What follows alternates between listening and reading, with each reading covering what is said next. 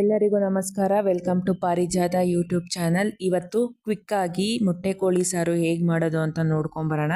ಅದಕ್ಕೂ ಮೊದಲು ಯಾರೆಲ್ಲ ನಮ್ಮ ಚಾನಲ್ನ ಮೊದಲನೇ ಬಾರಿ ನೋಡ್ತಾ ಇದ್ದೀರಾ, ಪ್ಲೀಸ್ ನಮ್ಮ ಚಾನಲ್ನ ಸಬ್ಸ್ಕ್ರೈಬ್ ಆಗಿ ಹಾಗೂ ಪಕ್ಕದಲ್ಲಿರೋ ಬೆಲ್ಲೈಕನ್ನ ಕ್ಲಿಕ್ ಮಾಡಿ. ಮೊದಲಿಗೆ ಒಂದು ಕುಕ್ಕರ್ ಬಿಸಿಗೆ ಇಟ್ಕೊತಾ ಇದ್ದೀನಿ. ಇದು ಕಾದ ನಂತರ ಇದಕ್ಕೆ ಸ್ವಲ್ಪ ಎಣ್ಣೆ ಸೇರಿಸಿ, ಎಣ್ಣೆ ಕಾದ ನಂತರ ಇದಕ್ಕೆ ಹೆಚ್ಚಿಟ್ಕೊಂಡಿರೋ ಅಂತಹ ಒಂದು ಈರುಳ್ಳಿನೂ ಸೇರಿಸ್ಕೊಂಡಿದ್ದೀನಿ. ಇದಕ್ಕೆ ಸ್ವಲ್ಪ ಪುದೀನೂ ಸೇರಿಸ್ಕೊತಾ ಇದ್ದೀನಿ. ಇದು ಆಪ್ಷನಲ್ಲು, ನಿಮಗೆ ಬೇಕಿದ್ರೆ ಪುದೀನ ಸೇರಿಸ್ಕೊಳ್ಳಿ. ಇದು ಫ್ಲೇವರ್ ಚೆನ್ನಾಗಿರುತ್ತೆ, ಅದಕ್ಕೋಸ್ಕರ ನಾನು ಸ್ವಲ್ಪ ಪುದೀನೂ ಸೇರಿಸ್ಕೊಂಡಿದ್ದೆ.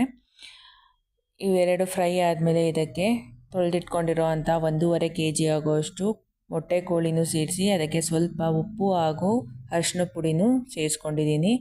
ಇದನ್ನು ಚೆನ್ನಾಗಿ ಮಿಕ್ಸ್ ಮಾಡ್ಕೊಳ್ಳೋಣ. ಚಿಕನ್ನು ಚೆನ್ನಾಗಿ ಫ್ರೈ ಆಗಲಿ, ಅಷ್ಟರಲ್ಲಿ ಸಾರಿಗೆ ಮಸಾಲೆ ರೆಡಿ ಮಾಡ್ಕೊಳ್ಳೋಣ.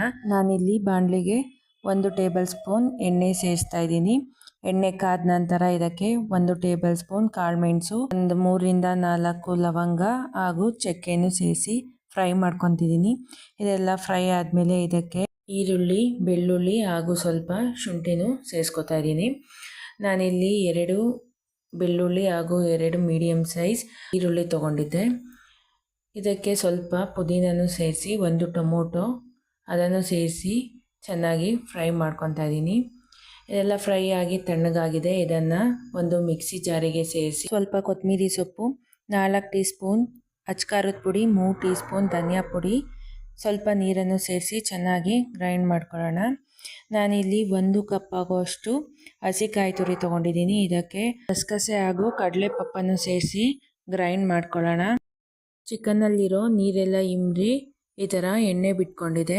ಇವಾಗ ಇದಕ್ಕೆ ರುಬ್ಬಿಟ್ಕೊಂಡಿರೋ ಅಂಥ ಮಸಾಲೆನೂ ಸೇರಿಸಿ ಸ್ವಲ್ಪ ನೀರನ್ನು ಸೇರಿಸಿ ಮಿಕ್ಸ್ ಮಾಡ್ಕೊಳ್ಳೋಣ.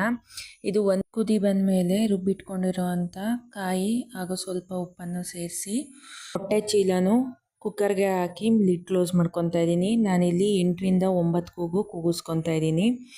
ಈ ಥರ ನೀವು ಒಮ್ಮೆ ಮೊಟ್ಟೆ ಕೋಳಿ ಸಾರನ್ನ ಮನೆಯಲ್ಲಿ ಟ್ರೈ ಮಾಡಿ, ತುಂಬ ಚೆನ್ನಾಗಿರುತ್ತೆ.